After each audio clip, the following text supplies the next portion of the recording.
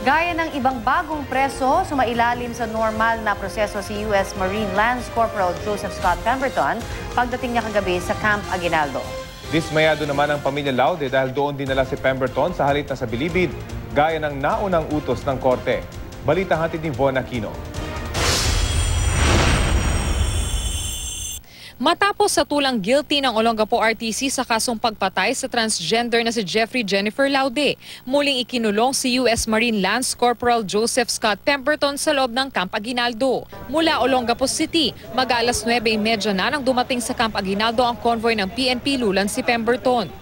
Mga tauhan ng Bureau of Corrections na ang sumalubong sa nakaposas na si Pemberton. Sa loob ng tinatawag na Mutual Defense Board Security Engagement Board o MDB-SEB compound na siya idiniretso.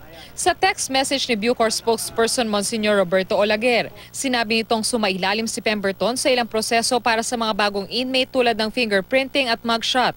Ang Bucor na raw ang nagbabantay kay Pemberton habang nasa perimeter lamang ang armed forces. On standby lang din ang mga Amerikano. Papayagan naman daw na tumanggap ng bisita si Pemberton pero hindi pa raw nito inililista ang mga pwedeng bumisita sa kanya. Ayon kay AFP Public Affairs Chief Colonel Noel De Toyato, normal lamang daw ang seguridad na ipatutupad sa paligid ng compound. Upon arrival, he was turned over to the officers of Bucor. And after that, he will undergo the Bucor process. And that's it. Yung outside lang ng mga guards yung sa AFP. Von Aquino, GMA News.